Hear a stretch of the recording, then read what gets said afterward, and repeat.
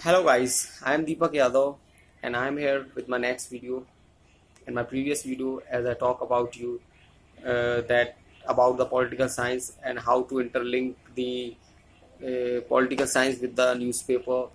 In this video, as I said, that I will talk about you the chapters of the Lakshmikant book and how you can interlink the chapters and minimize your time. So here is a short tricks for all the aspirants of UPSC. So starting with the part 1, as you see the in text, part 1 is of constitution framework. It is a part of constitution, so you have to read all the chapters systematically. So it is 11 chapters, and after that part 2 you can leave for some time.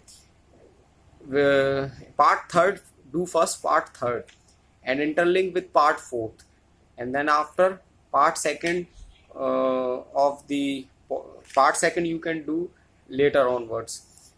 First do part 3rd and part 2nd, part 3rd and part 4th firstly.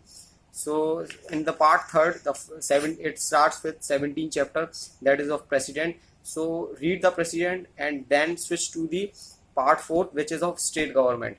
So central government and state government are interlinked. Their powers and their actions are similar. So the role the president is playing in the center is similar as the role governor is playing in the states. So you can interlink these chapters, president with governor, prime minister with chief minister, central council minister with state council minister, high Supreme Court with high court, and you can interlink these chapters. So after that you switch on to the part 2nd, that is of systems of government. So the part 3rd, first clear part 3rd and interlink with the part 4th. So in the part 2nd, which is of systems of government, it is actually the central state relation and the federal system. These chapters are only central state relation and inter-state relation. One exception is this, that is emergency of provisions. So what is the emergency provisions? So you can read that. And switching to the part 5th of the book, which is of Panchayati Raj and municipalities, so they are also quite similar. Panchayati Raj are in rural areas and municipalities in urban areas. What are their powers? How who all take part? Who does the election of Panchayati and municipalities? So you can read that. So in part 5th, which is of union territory and special areas, so union territories, Delhi and Puducherry, they are what are their powers and how they are different from other union territories, whether they are states or union territories. They are special, they have special powers. They are actually not like as union territory and not like as state. They are in between that. So you read this, what are the special powers of Delhi's and Puducherry.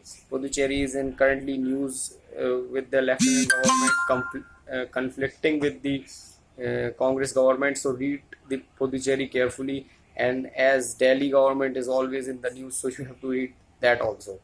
So part 7th starts with the constitutional bodies. What are the constitutional bodies? How they act? Election Commission, Union Public Service, State Public Service. What are these? So you have to read that. So constitutional bodies and how they are different from non-constitution bodies, that statutory bodies or executive bodies. You have to read all these. What is Planning Commission? It is Planning Commission is being replaced by the Niti Aayog, and Niti Aayog is a non-constitution body. So all these things you have to be reading. And in this video only I will tell about what is constitutional bodies and what is statutory bodies and what are executive bodies. So friend, constitutional bodies are those bodies in which the constitution is amended, and statutory bodies are those which are made by the law, and executive is of full control of government, like Niti Aayog. Niti Aayog is a executive bodies. Supreme Court is a constitutional bodies, and NGT is statutory bodies. So this is the difference between constitution, statutories, and executive bodies. So guys, part 9th is of other constitutional dimension. What are the official language, cooperative societies, tribunals, these all chapters are there, you have to read this. Part 9th is a political dimension, how the political parties formed, and which are the national parties and which are the regional parties, you have to read, and how they became the national parties, or the state party, who gives them this right that they are national and they are regional. Elections is there, and many other things are there. So you have to read these chapters very much carefully, because they are always in the news, as we see. So you can be asked. The I'm saying this, that UPSC asks only the basic, that the formation, how they are formed, uh, what are their powers, how they act. These all things UPSC asks. The basic things UPSC asks. UPSC doesn't ask who is the president of Congress and who is the president of BJP. These things UPSC doesn't ask. The role of the parties doesn't ask UPSC these questions. So friends, these all chapters you have to read very much carefully, and connecting with the newspaper, because newspaper is very much important, as we see that 80 to 90% questions are being asked from the newspaper. As we see the previous year question paper, the newspaper, connect the newspaper with your political science, as all these things are daily in the news, and so you have to read the newspaper. Just go to the newspaper, suppose say something is there, as I say that the Puducherry is been in the news, so read the issue of Puducherry. What are the powers of Puducherry, and how the Puducherry is different from different state and Delhi government. These things you have to read. What are the UPSC, how UPSC acts, and all the working of the UPSC. In this book, all the things are there. So these tricks which I have told about you, if you use, so definitely your time will be saved. As I said that this book I have done in the 25 days. I have read this full book in 25 days, which is of 900 pages, and 25 days are not